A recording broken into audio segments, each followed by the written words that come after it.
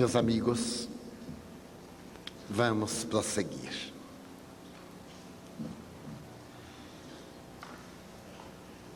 Se os termos paz e equilíbrio nos levam à saúde, o que você nos diz das doenças de Irmã Dulce, Frei Damião, Chico Xavier? Vieram várias questões a este respeito. São fenômenos kármicos. O fato de a pessoa ser boa, gentil e nobre não implica que haja sido nobre, gentil e boa em outras vidas. As aquisições dos valores positivos são resultados de experiências nas quais o espírito malogrou. Mas eu informei também que esses estados não são negativos, são experiências evolutivas. Quando vemos, por exemplo, João Evangelista reencarnado como Francisco de Assis, apresentando tantas debilidades, isto não significa que sejam provas ou expiações, mas são solicitações que o Espírito faz para ensinar a nós outros, os mais frágeis, como enfrentar as vicissitudes com alegria. Se olharmos os sofrimentos de Cristo, de maneira alguma ele resgatava qualquer karma. Não trazia dilacerações pelas enfermidades convencionais, mas o seu suplício na cruz, as dilacerações morais pelo abandono dos amigos, são solicitações dele, que não tendo culpa, carregou um fardo para nos ensinar com paciência a suportar o efeito das aflições que nós próprios buscamos. Daí informamos que nem sempre teremos saúde no convencional da falta de doenças, de bem-estar, e que a postura da paz é para que nós administremos os problemas de saúde quando não correspondam às nossas exigências e padrões de equilíbrio. É natural, portanto, que os espíritos nobres ensinem-nos a sofrer, mesmo sem que eles tenham karma. Porque a função da dor não é apenas depurativa, é também auto-iluminativa. Nós trouxemos de algumas doutrinas ortodoxas do passado a dor castigo, a dor punição, a dor método de um indivíduo sublimar-se. E muitos que nos adentramos pelo Espiritismo, costumamos dizer: aquele que não vem pelo amor, vem pela dor. Como se ele fosse obrigado a aceitar uma doutrina que não lhe apraz, mas que a divindade lhe impõe por um processo de padecimento. Esse raciocínio não é correto. A divindade não nos impõe, nós elegemos. Porque o sofrimento não é de Deus, diz os Espíritos. O sofrimento é resultado da derrogação das leis. Quando nós desrespeitamos as leis, elas passam a disfuncionar em torno de nós, até que as reajustemos e adquiramos o nosso equilíbrio. Então, as dores sofridas por Jesus é a dor de uma mãe, de um pai, pelo filho rebelde.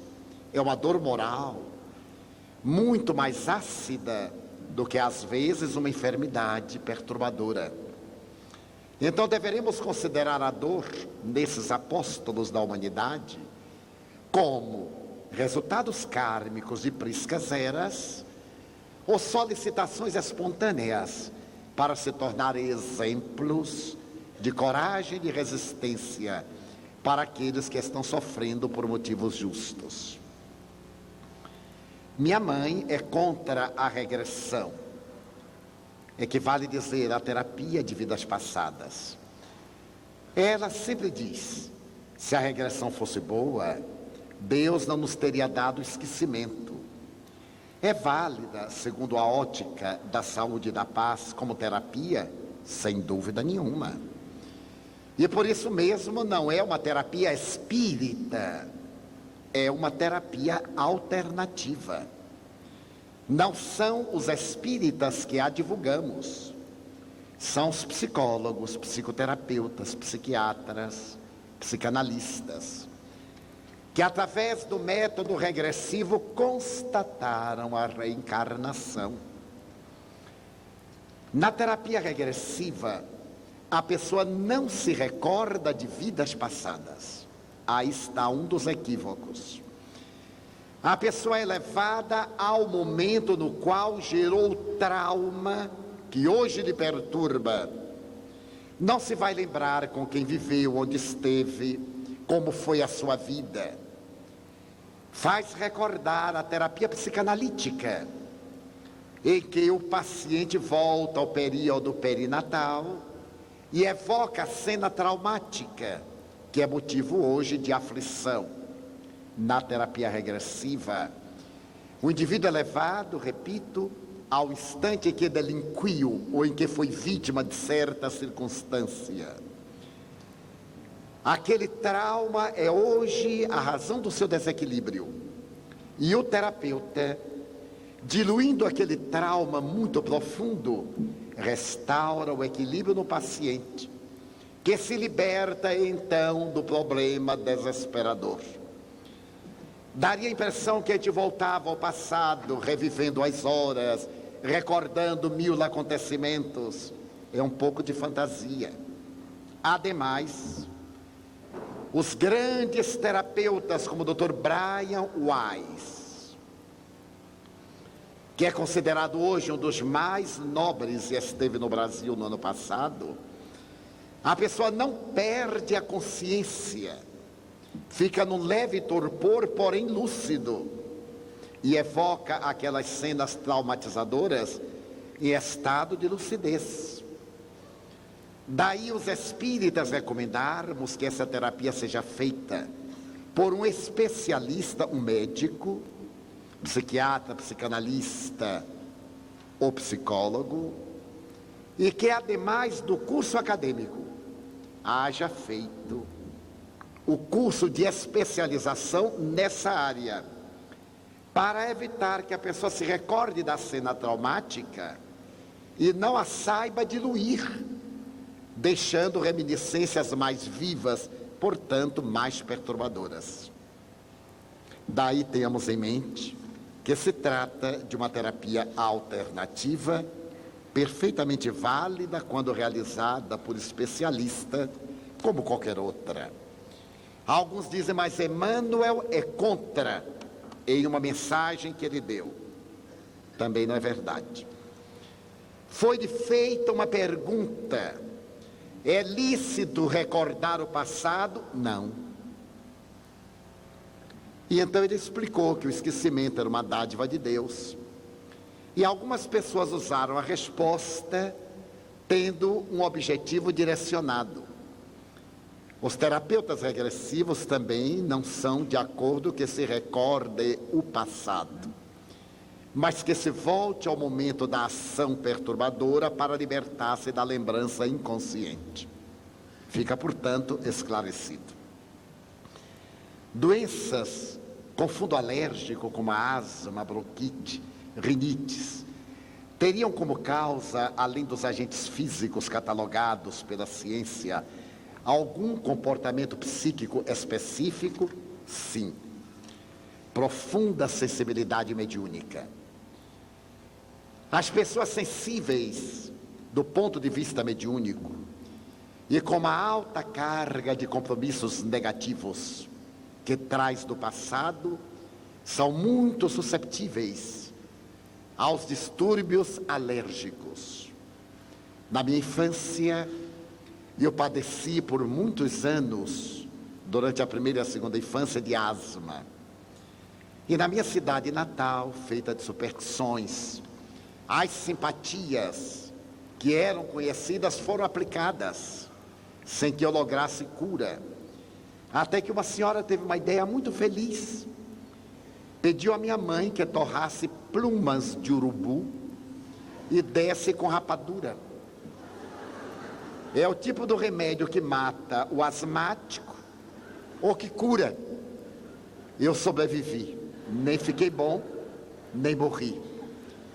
E à medida em que os fenômenos mediúnicos foram orientados, eu me fui libertando da asma, mas fiquei com uma ligeira bronquite crônica, que segundo os amigos espirituais, é uma herança de um suicídio em encarnação pregressa, já algo recuada, em que o meu aparelho respiratório foi profundamente perturbado. Daí eu trouxe as marcas e faço tratamento homeopático há 10 anos, pacientemente, tendo períodos melhores e períodos menos melhores, mas que de maneira nenhuma afeta o meu comportamento doutrinário e o meu trabalho utilizando-me do aparelho respiratório. Aprendi algumas técnicas com os espíritos para poder respirar e vou levando a bronquite sem deixar que a bronquite me leve. Quando você falou em esquecimento, me veio uma pergunta: qual o caminho para que possamos assimilar os novos conhecimentos com facilidade e criatividade? Como agir mentalmente? Não saindo daqui e procurando voltar às velhas ideias. Porque a nossa tendência é ouvir por um lado e sair pelo outro. E alguns nem chegam a ouvir por um lado, cochilo durante o momento que ouvem. Nós deveríamos repetir os pontos chaves, recordarmos-nos daquilo que mais nos interessou, porque no conjunto todo, que são explicações do essencial, vão alguns pontos chaves, como nós dissemos. As regras essenciais são o auto-amor, aceite-se como você é, procure melhorar-se cada dia mais. No princípio do cristianismo, contava-se uma tradição, que um jovem chegou a um grande profeta de Israel, Shammai, e perguntou-lhe: o senhor me poderia ensinar a Bíblia durante todo o tempo em que eu posso permanecer de pé num só pé? E Shammai disse: é impossível, a Bíblia é muito grande e você não aguentaria ficar de pé num só pé. Ele disse: então não me serve a sua doutrina. O jovem recorreu a um outro profeta de nome Hilel e perguntou-lhe: o senhor me poderia ensinar a Bíblia durante o tempo que eu possa ficar de pé num só pé? Hilel lhe disse: pois não, tome a postura. O rapaz fez o número 4 com as pernas. Hilel olhou e disse-lhe: ame, e calou a boca. Ele perguntou: mas só isso? Hilel disse: só isso. E o resto que tem na Bíblia é explicação disso. Para quem já ama, não necessita a Bíblia. Então, em um temário desta natureza, há pontos chaves. Os demais são elucidações, corroborações, são técnicas para evitar o cansaço.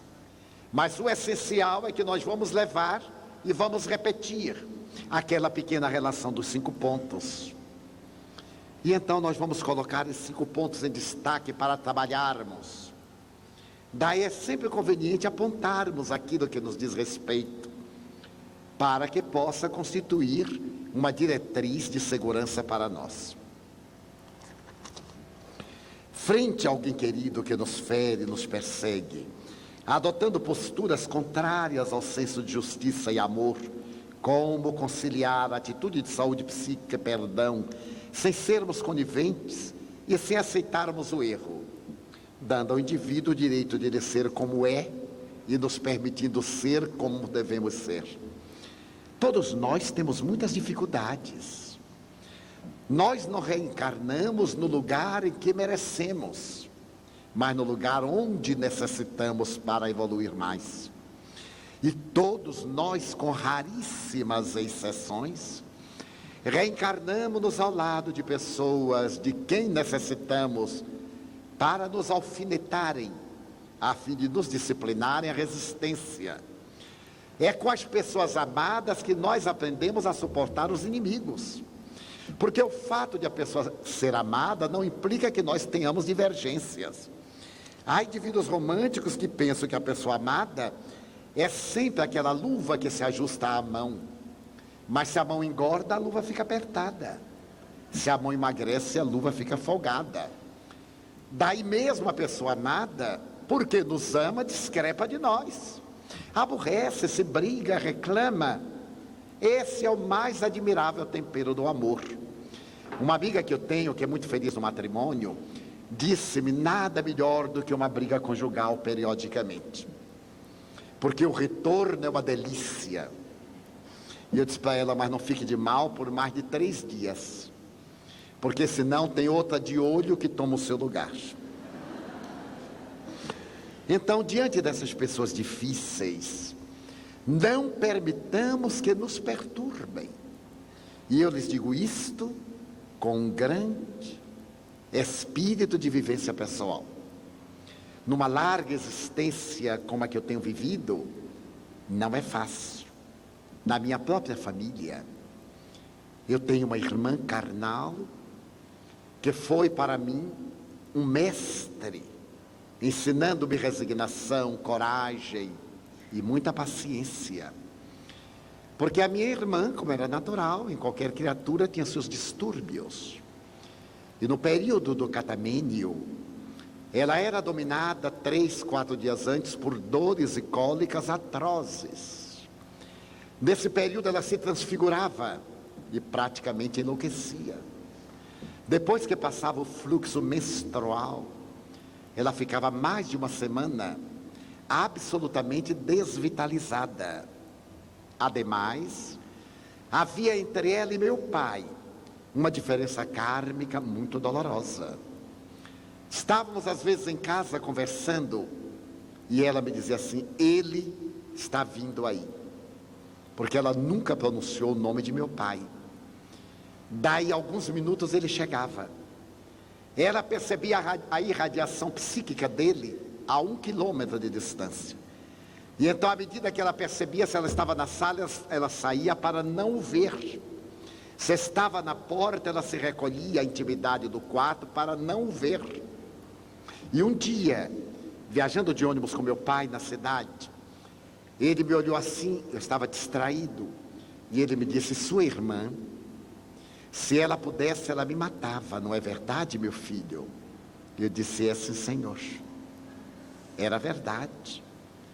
Eles se odiavam terrivelmente. E então eu senti uma profunda compaixão de meu pai e de minha irmã. E no momento em que eu me voltei para olhá-lo, eu vi a cena que aconteceu no passado, em uma região da Argélia, em que ela, bailarina de um cabaré, havia sido lesionada por ele. Ela o roubara da esposa e ele a matara.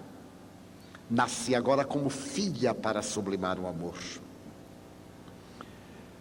Eu era mais que um adolescente. E na minha ingenuidade eu falava com ela.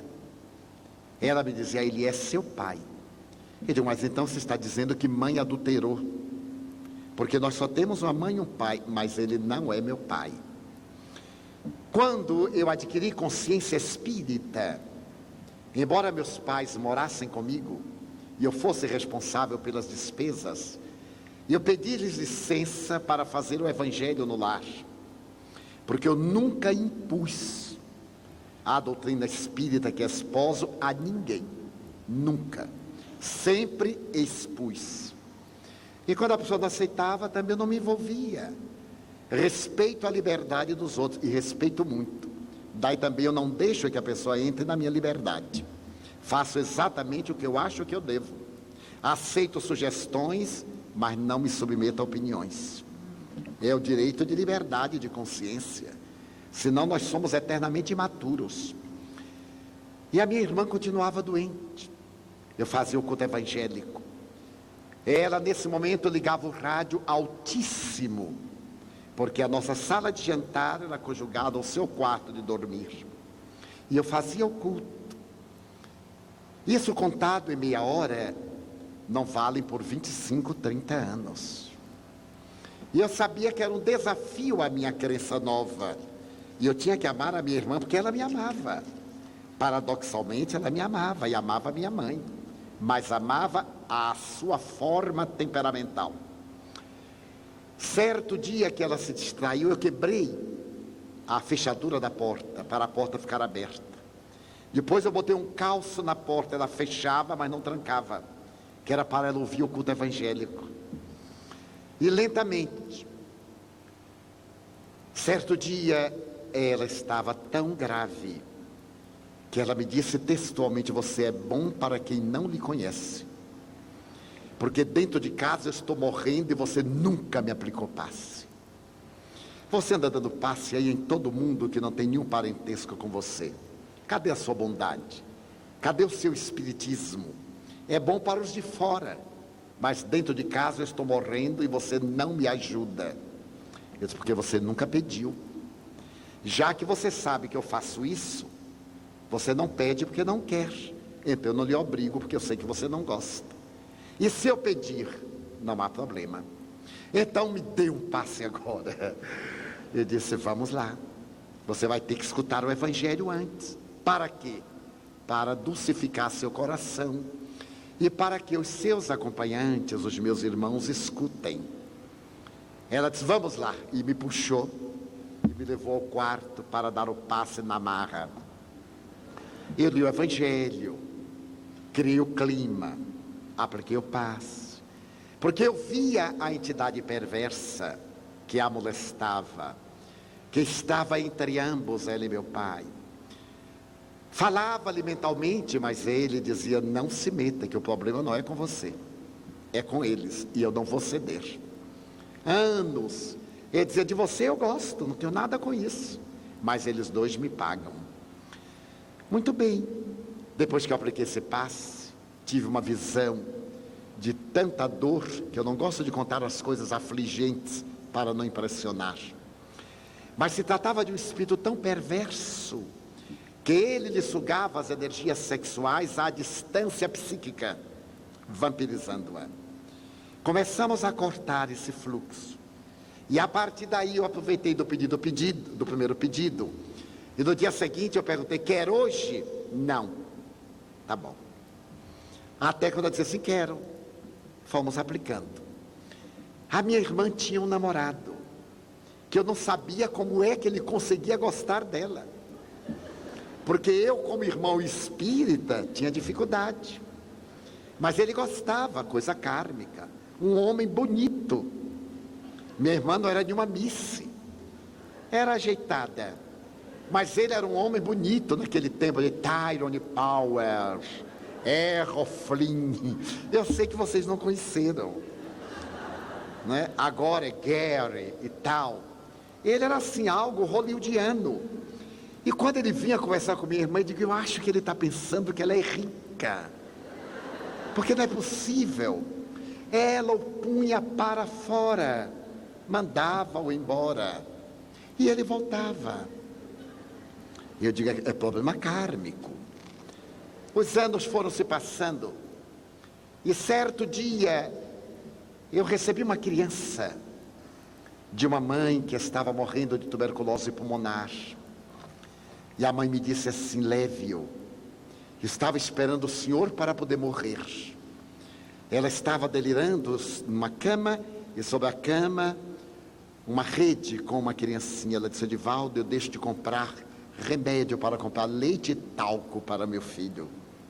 Então eu peguei a criança e disse: agora pode morrer, porque ele vai ter família. Ela morreu meia hora depois. Eu levei a criança para a mansão do caminho. Passados alguns meses, um dia eu levei a minha casa, a casa onde moravam meus pais e minha irmã. E minha irmã viu o menino e gostou.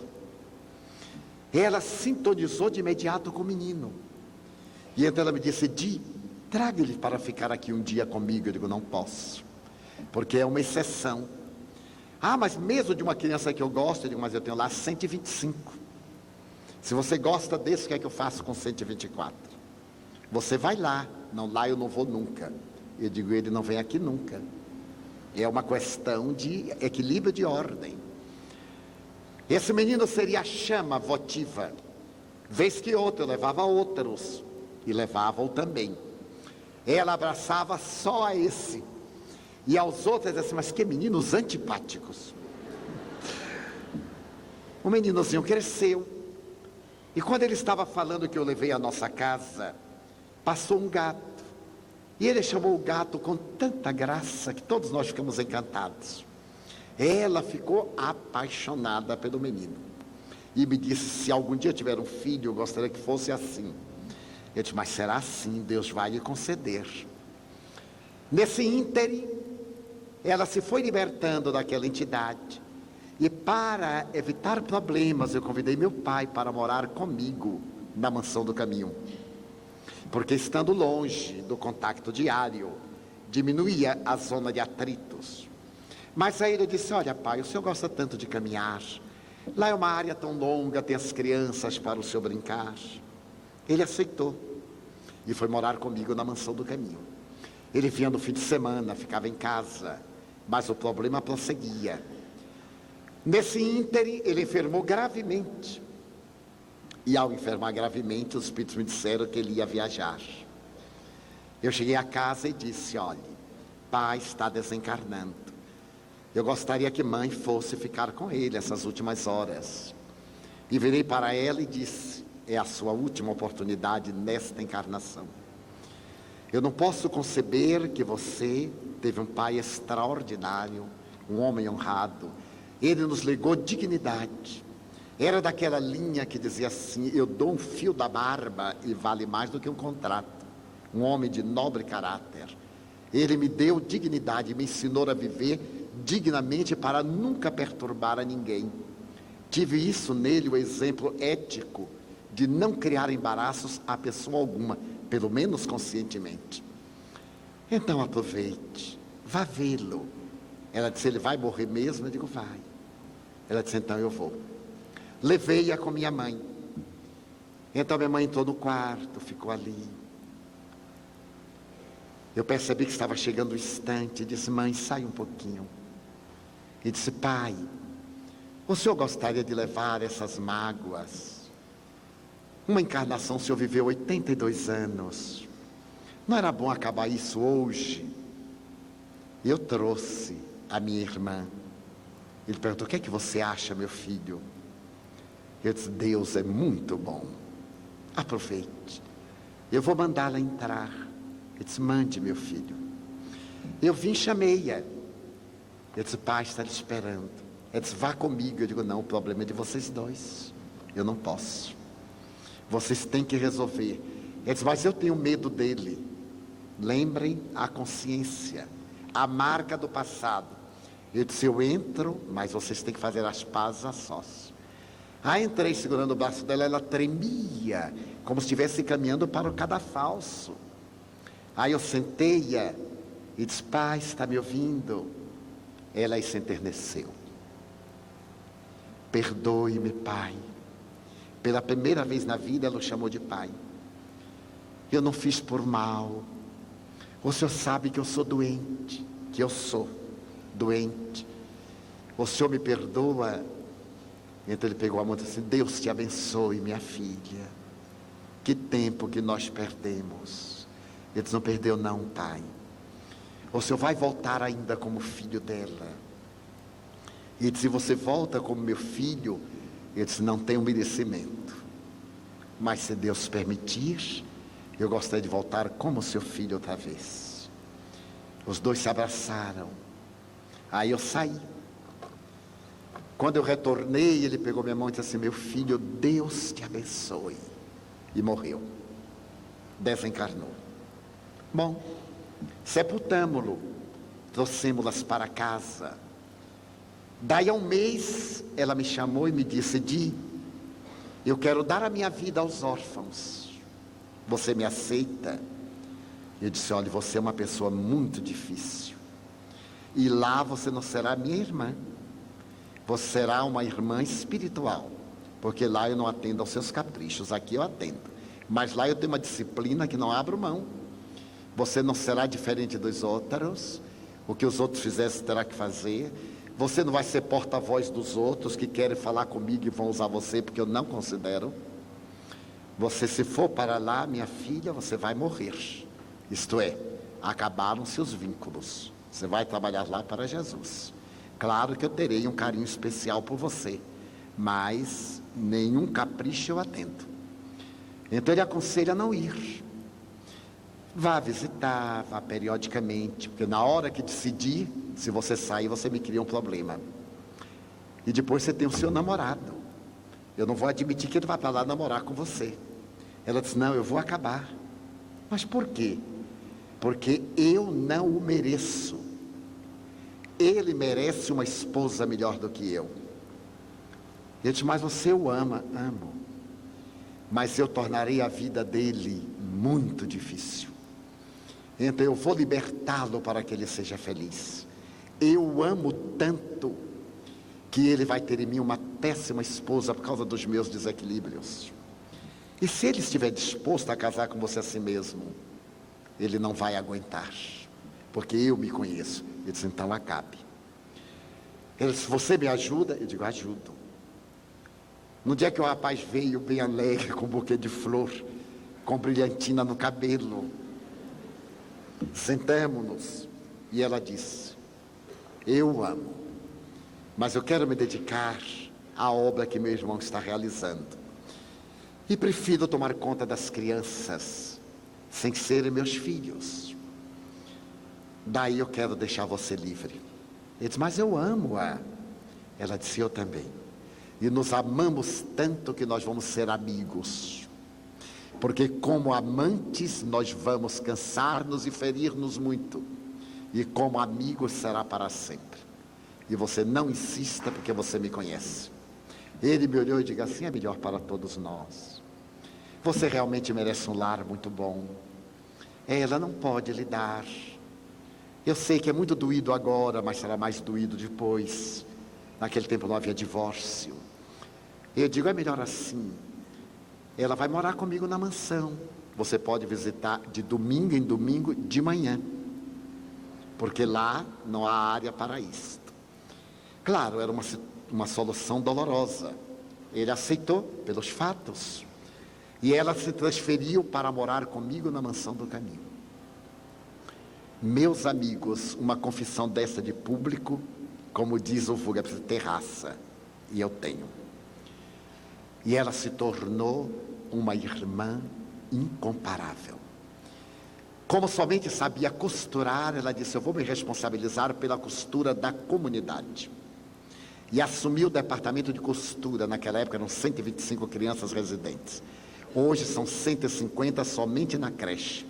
Ela costura todas as roupas das crianças da creche. Claro que nós recebemos muitas ajudas, mas ela é responsável. O rapaz continuou visitando aos domingos como amigo. Ela se fez uma filha para minha mãe, como poucas. Chegava ao cúmulo de dormir na mesma cama, para quando minha mãe tivesse a respiração alterada, ela estar vigilante. Quando minha mãe enfermou, ela pôs uma esteira no chão, não aceitou colchão, nem colchonete, nem cama adicional, para ficar segurando minha mãe e qualquer coisa estar ali. Sublimou esta existência, porque Deus é amor. E quando mãe estava partindo, ela disse à minha irmã, não chore, você não pode ficar nervosa. Lembre que seu irmão é espírita e você tem que dar o exemplo para ele não ficar mal. Porque se ela desequilibrasse, como os confrades são muito generosos, e eu dizia assim, ele não conseguiu nem a irmã, quanto mais o resto. E ela aguentou, ela dizia assim, eu faço isso pela sua fé. Mas ela já tinha fé. Muito bem. Minha mãe desencarnou. Ela continuou morando sozinha numa casa que nós compramos com um empréstimo imobiliário da repartição onde eu trabalhava e oferecemos à instituição para que ela pudesse morar ali. E pagamos mensalmente uma cota para ela morar ali, para não explorar a instituição. Então, ela é de uma utilidade impressionante. Ela nunca interferiu a favor de ninguém. Numa comunidade de mais de 400 adultos, os senhores podem imaginar. E as pessoas vêm e dizem assim, fale com o Divaldo, ele mora ali em cima. Vai falar com ele. Nunca. Nunca queixou de ninguém. Eu só posso estar com ela uma média de 10, 15 minutos por dia, quando eu a visito. Às 16h50 eu desço, fui com ela até às 17 horas, que é a hora do nosso lanche, preparando a reunião. Então conversa um pouquinho, rapidamente. Nunca nos criou o menor embaraço. Ela está conosco há 30 anos. Nunca foi ao portão. Nunca saiu da sua casa. Ela nunca me visitou no prédio ao lado. Nunca foi ao meu quarto. Ela não conhece. Dedicou-se inteiramente às crianças. Um dia eu lhe perguntei: por que você mudou tanto e aceitou o espiritismo? Ela disse: porque você nunca me obrigou. Você sempre respeitou a minha liberdade. Daí o que você prega para os outros, quando vem me falar, eu digo: é verdade, porque ele age assim dentro de casa. Então todos nós temos desafios. Não é fácil a estrada de ninguém. Não abdiquemos também do nosso ideal. Não sejamos coniventes e digamos à pessoa: você tem o direito de fazer como lhe apraz, mas não concordo, eu vou fazer como devo. E não entramos em área de atrito. Eu sintetizei em 15 minutos uma história de 50 anos de vida. Agora os senhores imaginem isso diariamente. O que o povo chama as picuinhas, as pirraças, as indiretas, as portas batidas, as provocações, porque ela estava telementalizada por forças ultrajantes do espiritual inferior. Não era apenas o problema dela junto a meu pai, era também o problema em relação a me ensinar a ter paciência. Então eu aprendi a ter paciência com os outros, porque aprendi a ter paciência dentro de casa. Daí ninguém pode ser um bom cristão na rua, se não o for para com a sua família. Porque é muito fácil ser gentil com os estranhos, mas a primeira caridade começa dentro de casa. Batam palmas.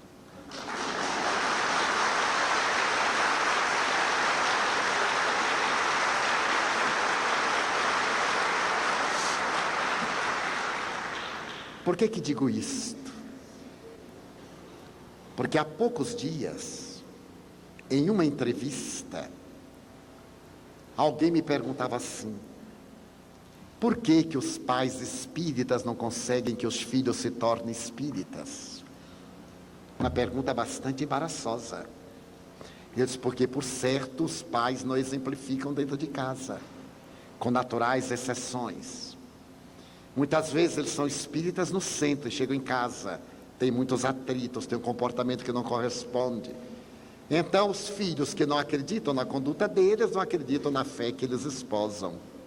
Daí os pais, os nubentes, as famílias cristãs, teremos que ser cristãos dentro de casa. Ter paciência com os que são difíceis, ter tolerância, porque o nosso exemplo pode não converter, mas adquire respeito e mérito diante daqueles que nos acompanham. Como podemos mudar nossa postura interior perante os problemas sem criarmos uma atmosfera artificial que possa caracterizar uma fuga da realidade, vivendo integral, emocional e totalmente a nossa psicosfera interior? Naqueles dias mais difíceis que eu experimentei, porque às vezes íamos nos deitar e ela começava a cantar. E no dia seguinte eu tinha que levantar cedo para trabalhar, para manter a família. Então o que eu fazia? Eu orava, mas continuava acreditando nos ideais, porque eu sabia que a maior terapia contra obsessores é a paciência. E é, acima de tudo, o bom exemplo que nós damos é que os converte. O tema vai abordar obsessão no próximo item. E muitas vezes eu falei a espíritos profundamente perversos: como você pode fazer isto? E ele dizer: você ama porque não é com você. Eu digo: não, aqui nós temos filhos de pais que nós não conhecemos e os adotamos como nossos filhos. É um fato, era um argumento real. E eu dizia: fique conosco, passe uma semana conosco, fique nos acompanhando. E na outra semana ele dizia: mudei de opinião. Porque se vocês são capazes de amar aos estranhos, também podem me amar. Porque há muitos desses espíritos que dizem, não estou tentando libertar a pessoa do sofrimento, eu amo você. Porque eu os vejo, eu os olho nos olhos, eu amo você. Eu sei que você está sofrendo. Não é apenas a pessoa que deve ser libertada. Essa pessoa tem dívidas e mesmo que você a deixe, ela vai sofrer porque ela é endividada. Mas não seja você o criador de sofrimentos maiores para você. Então você é capaz de me amar? Eu digo, veja, a nossa casa é uma casa de amor. Passe uma semana conosco. Será que eu não vou perturbar? Eu digo, não. Você será um convidado, um hóspede. E nós temos todo tipo de hóspede. Observe a nossa conduta e veja que todos nós aqui somos capazes de lhe amar. Em uma próxima reunião eles voltam e dizem assim, gostaria de ficar aqui. Porque vocês podem amar os estranhos, então me podem amar. Porque muita gente tem pena do obsidiado. Eu tenho do obsessor. Porque o obsidiado fez o mal, está resgatando. Mas o obsessor vem sofrendo desde a época em que experimentou o mal e não perdoou. Então ele está sofrendo esse período todo. E agora que percebe, ele está criando mais sofrimentos para o futuro. Porque a grande terapia para o ódio é o perdão. Enquanto não perdoarmos, nós estaremos adquirindo mais débitos. Daí, a nossa atitude interior é da perseverança, a do idealismo. Sabem por quê, meus amigos? De Joana de Ângeles. Porque aquele que encontrou Jesus nunca mais é o mesmo. Há muita gente que viu Jesus passar, outras pessoas que ouviram falar dele, mas quem o encontrou, nunca mais. No livro Há 2000 anos, da psicografia do apóstolo Chico Xavier, ditado por Emmanuel, ele narra que no lago de Genezaré ele encontrou Jesus. E o mestre lhe disse, senador, agora, ou só no decorrer dos milênios. Ele viu Jesus, mas não aceitou. Através dos milênios, ele encontrou Jesus. Esteve no Brasil como padre Manuel da Nóbrega. E não é necessário dizer quem foi Manuel da Nóbrega para a comunidade brasileira. Através da mediunidade xavierina, ele se tornou esse apóstolo do evangelismo espírita no Brasil. Nunca mais ele foi o senador romano. Ele se tornou o emérito cristão. E daquele encontro ele aplicou 19 séculos da sua existência espiritual para recuperar-se daquele momento perdido. Então nós que encontramos Jesus, não somos mais o que éramos. Agora os que vimos, os que ouvimos falar e os que ainda não vimos, podemos permitir-nos o luxo de estar mais ou menos em banho-maria. Após identificados os padrões que levam a determinados sintomas, qual a forma de induzir o paciente a dissolvê-los ou a cooperar com isto? Visto ter encontrado pessoas que aparentemente não deixam abertura para qualquer tipo de trabalho, a pessoa diz que tem uma técnica de cura alternativa. Nós não podemos curar a quem não se deseja curar. É o exemplo da pedra da parábola de Sai Baba e é o exemplo de minha irmã. Na questão da sua profissão, no exercício da sua terapia, diga ao paciente, não vou conseguir nada porque você não quer ficar bom. Então não volte mais aqui ao trabalho, porque eu estarei ganhando o seu dinheiro sem lograr resultado. Temos essa coragem honesta. Porque a pessoa depois diz assim, eu fui a tudo que foi médico, a tudo que foi terapeuta e não adiantou nada. Quanta gente me diz, eu já fui a tudo que foi médico. Eu já sei que a pessoa está adorando a doença. E para ela é uma verdadeira honra dizer que nenhum médico descobriu. A sua doença é capricho. E é o prazer de ser infeliz. Como a pessoa não quer mudar, ninguém a pode mudar.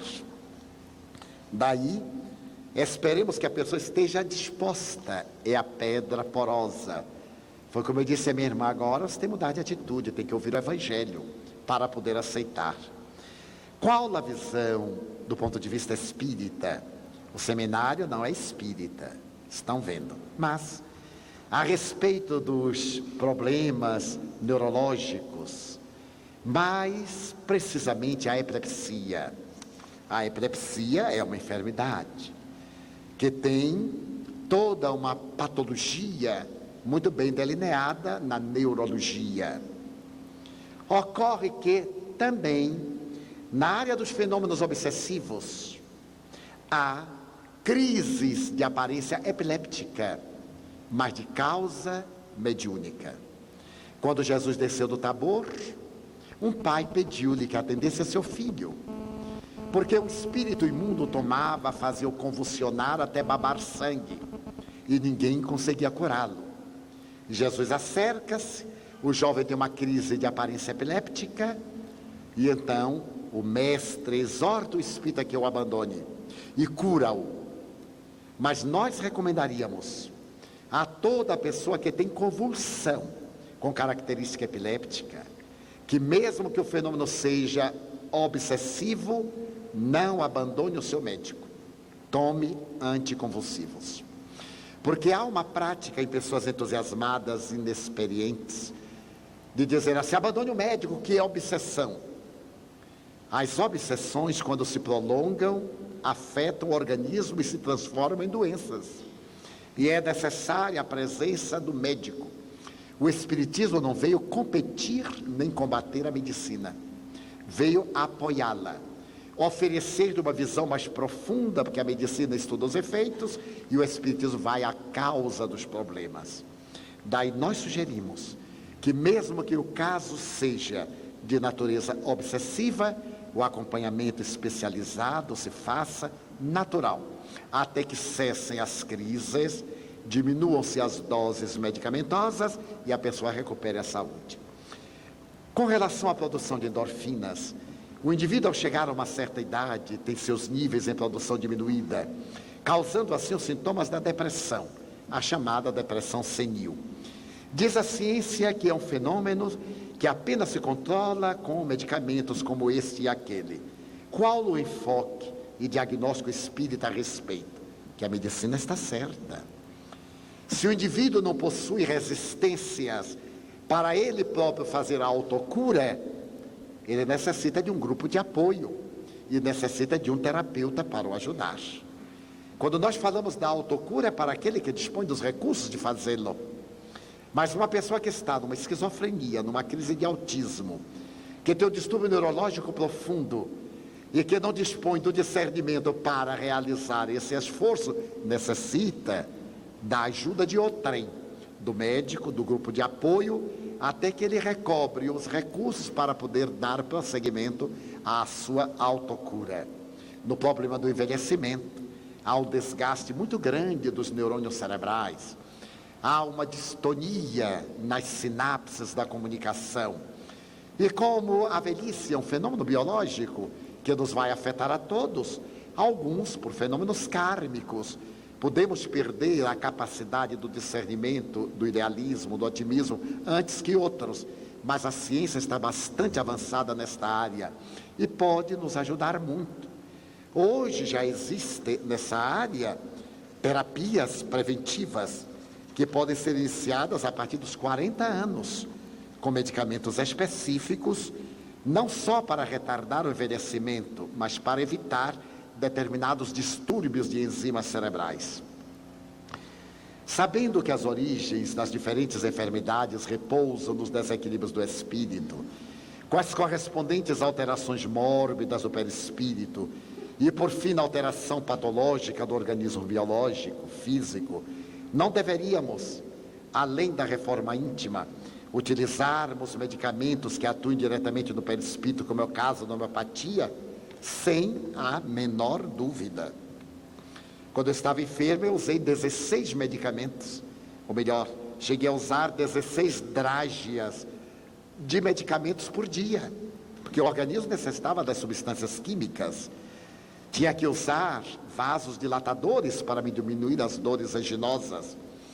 Mas através do controle mental, através da terapia da autoiluminação, a chamada terapia da luz, através da bioenergia, os bons espíritos foram ajudando-me a recompor o organismo, até que eu fiquei tomando apenas 2 medicamentos.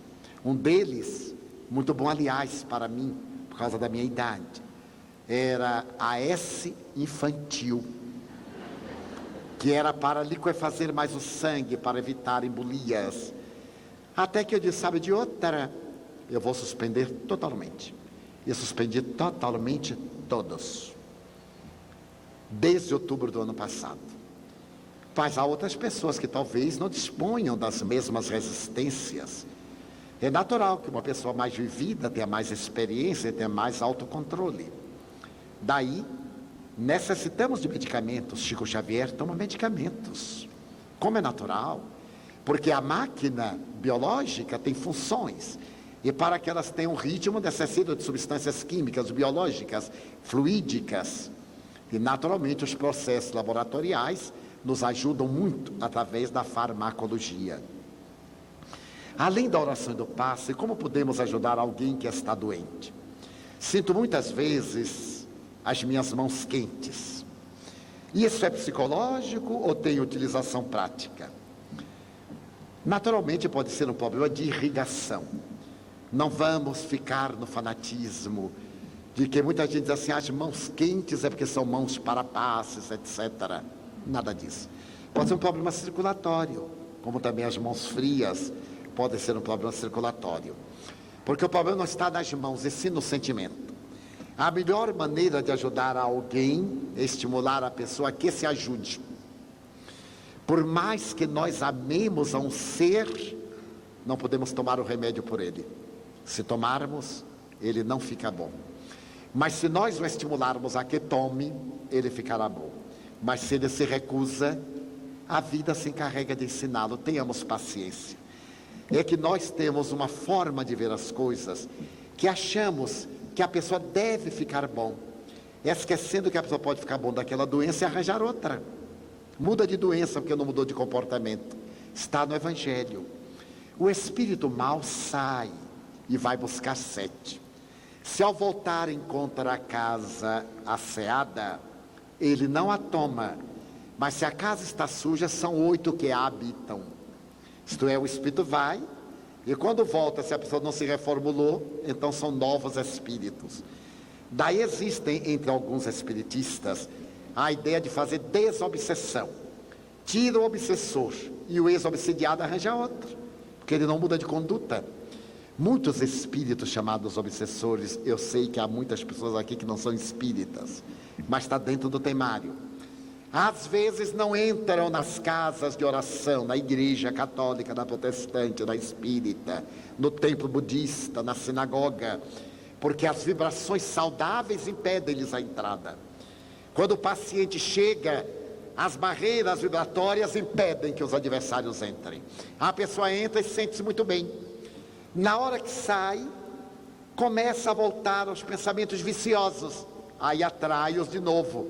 E diz assim, mas eu frequento tanto e não fico bom, porque não mudou de conduta. Mude de atitude mental que verá que fica bom. Um amigo me disse um dia, Divaldo, eu frequento há 20 anos, não vi nada. Eu disse, qual foi o progresso moral que você vê? Ah, nada, cara. Eu digo, então, cara, tem que ficar pior mesmo, não, cara? Porque não há milagres. Gostaria que o senhor me respondesse, como poder viver de forma saudável, ou na presença de algumas pessoas que nos fazem sentir mal conosco mesmos. É que nós temos uma grande preocupação com a opinião que os outros fazem de nós. Todos nós passamos por essa fase, mas nós vamos encontrar tanta gente que pensa mal de nós que a gente acostuma, e aí não dá mais importância. No começo eu me sentia doente com as reações psicológicas de pessoas. Julgamentos, considerações, conceitos me afetavam. Depois Joana me disse, meu filho, você não pode mudar o mundo. Eu disse, o que é que eu faço? Mude você. Se eu não podia mudar o mundo, eu podia mudar-me, aí eu mudei. E quando a pessoa não gosta de mim, eu lamento, porque está perdendo um grande amigo. Certa feita eu fui convidado para falar na Escola Superior de Guerra do Rio de Janeiro, na URCA. E quando eu cheguei, havia militares muito respeitáveis, vários generais, coronéis, majores. E era aquele ambiente de autoridades, todas uniformizadas, com as suas respectivas condecorações. E deram-me o tema, eu proferi a conferência. Fiz o melhor dentro do meu alcance. Quando eu terminei, veio uma senhora, porque às vezes as mulheres são especiais. As irmãs me perdoem, me dêem licença. Mas mulher é uma coisa que não foi criada por Deus. Ela se autocriou. Daí é uma psicologia bastante especial. As esposas de certas autoridades são muito mais autoridades do que as autoridades. São marechalas, são generalas, são governadoras, são isso, são aquilo. Eu tenho um profundo respeito por suas excelências, as mulheres. E quando eu terminei, veio a esposa de um general e me disse assim: eu sou a esposa do general fulano de tal. Eu já percebi o negócio. E ela veio com um grupo de senhoras de alta sociedade, de altas joias e de vestidos de grife. E eu, aquele coitadinho, amarelinho ali. Ela disse: Sr. Divaldo, quando o senhor entrou, eu detestei. Ela queria se exibir. Era a esposa do general. Ela disse assim: o que é que ele vai me dizer? O general já bota na cadeia. Mas eu digo assim: ah, madame, o povo adora ser chamado de madame. Eu disse: ah, madame, adorei a sua cultura. Como? A senhora colocou o verbo muito bem. De que forma? No pretérito passado. Naquele tempo tinha pretérito passado, hoje está tudo enrolado na gramática. No pretérito passado. Quer dizer que a senhora me achou passado muito desagradável, que equivale a dizer que não acha mais, não é verdade? Ah, não, senhor, agora o senhor é adorável. Eu digo: que bom. É muito melhor a gente ter uma má impressão de uma pessoa e depois corrigi-la, a ter uma ideia de uma pessoa que não vai corresponder e criar uma grande frustração, o que é verdade. Daí eu agradeço muito. Se a senhora puder me ajudar a ser menos antipático, eu lhe agradeço. O que foi em mim que mais lhe desagradou? Ela disse: tudo. Eu disse: aí vai ficar um pouco difícil, né? Porque eu posso mudar o andar, posso mudar o vestir, mas não posso mudar o corpo. Ela disse: não, Sr. Divaldo, eu estou brincando e tal. Quer dizer, nós sempre encontraremos. O importante é termos consciência de si. Joana de Ângeles, na sua série psicológica, que são 6 livros monumentais, sem nenhum caráter propagandístico, porque eles se vendem por si mesmo, ela fala: é necessário ter a consciência de si, a consciência do próprio valor. Não é o que dizem que eu sou, mas sim aquilo que eu sou.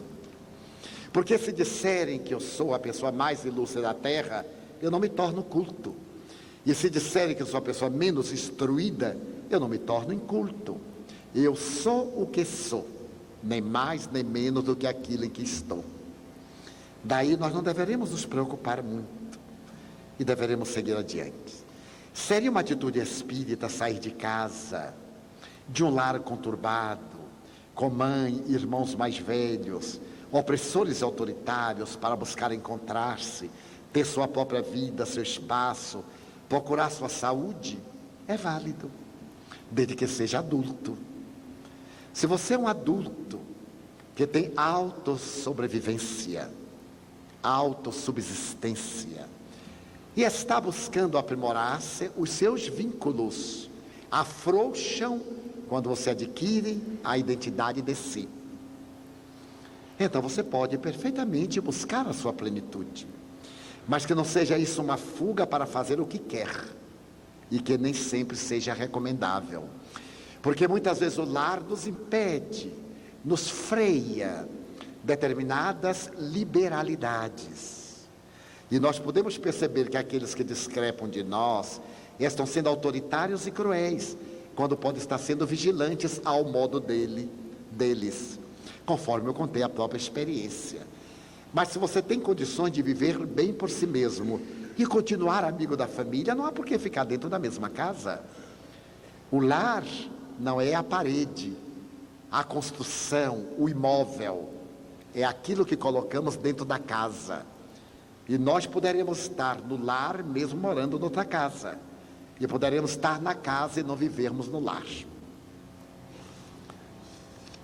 Já vamos terminar daqui a 3 horas.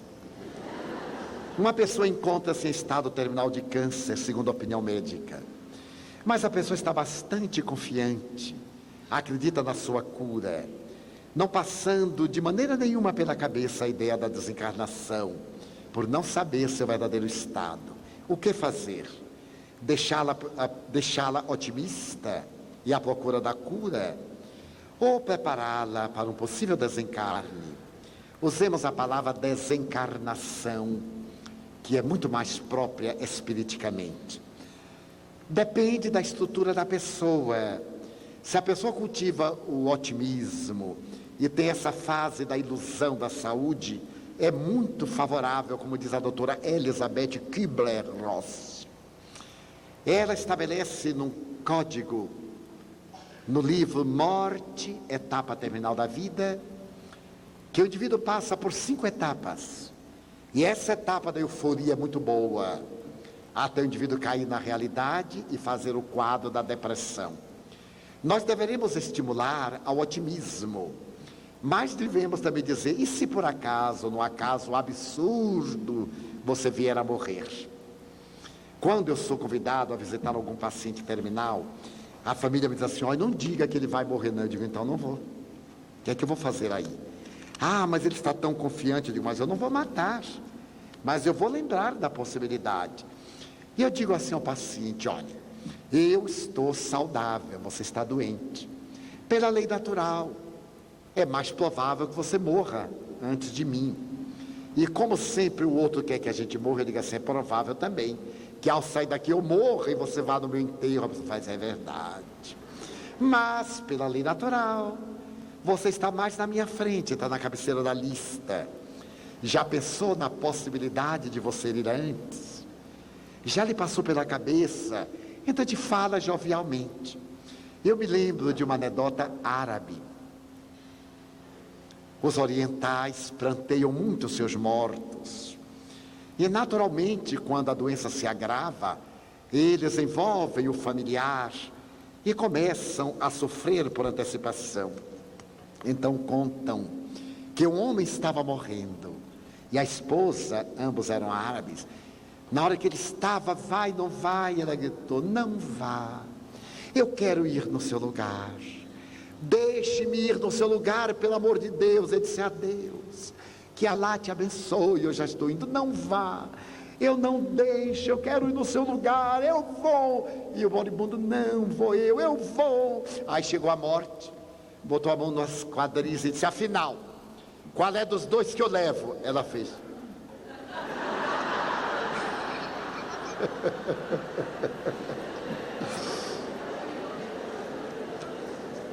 Então a gente pode dizer assim, olhe, a irmã morte pode chegar agora e perguntar qual dos dois que eu levo.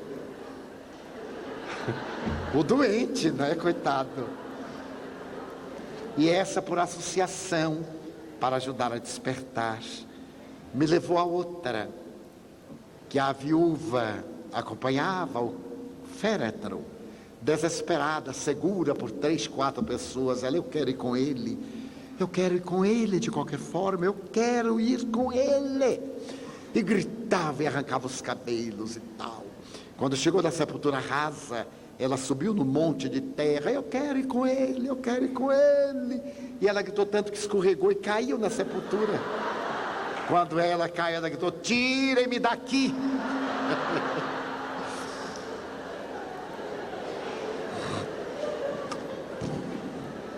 Segundo o que entendi, mente é diferente de cérebro. Cérebro é a parte física e a mente é a parte psíquica. A inteligência é atributo da mente ou do cérebro. O que é inteligência sob o aspecto biológico e o aspecto mental? Pensamento é uma faculdade do cérebro ou da mente? A mente é o ser pensante, é o espírito. O cérebro é o computador. O cérebro é este microfone que está levando a minha voz ao alto-falante. Eu falo e ele conduz. O cérebro tem aproximadamente 100 bilhões de neurônios especializados para decodificarem a mente, que é o espírito. Quando o espírito mergulha no cérebro, ele imprime nele as ideias, o pensamento. O cérebro transforma o pensamento em verbalização, palavra escrita, palavra falada, e ideias, inspiração. Daí a inteligência não é do cérebro, é do espírito, que o espírito imprime nas células superpiramidais do cérebro. A mente está no espírito, que imprime no cérebro e ele transforma em pensamentos. Daí, do ponto de vista biológico, o pensamento é a mente decodificada pelo cérebro. E do ponto de vista espiritual, o pensamento é a mente que se tornou ideia, graças à qual nós nos comunicamos. E a última. Segundo o que você disse, ou que entendi, nós mesmos é que muitas vezes desenvolvemos a doença através dos pensamentos. E nos casos das crianças, que eu creio não ficarem pensando para nelas desenvolverem a doença, como e por que a elas atingem. Ora, os animais não pensam e também ficam doentes. As plantas não pensam. E a fitopatologia classificou uma série de doenças que afetam as plantas. É que a doença é um processo degenerativo, é um processo de desgaste biológico. Quando nós, criaturas pensantes, atuamos de forma favorável a que elas aumentem o seu campo em nós, amplia-se-lhes a capacidade. Na criança, por exemplo, é um fenômeno kármico. Mas à medida que ela vai adquirindo a razão, ela pode tornar mais amena ou mais difícil na situação da enfermidade. Nos animais é o processo de desgaste, do processo kármico. Porque é da lei biológica tudo que nasce morre. E é da chamada lei que rege o universo. A ciência que se encarrega de medir o calor, a vida térmica do universo. Então, há uma lei chamada de entropia. A vida, para viver, consome energia. E à medida que gasta energia, envelhece, desequilibra-se e morre. A luz que nos ilumina vem de um centro gerador. Quando acaba a sua capacidade energética, apaga a luz. O sol que nos aquece transforma 420 milhões de toneladas de massa e energia por segundo. O que equivale a dizer que um dia ele vai se apagar. Os astrofísicos estabeleceram que dentro de 15 bilhões de anos. Então, ao terminar uma conferência na qual eu dei esse dado, uma moça me se aproximou e perguntou: Divaldo, é mesmo que o Sol vai se acabar? Dizem os astrônomos.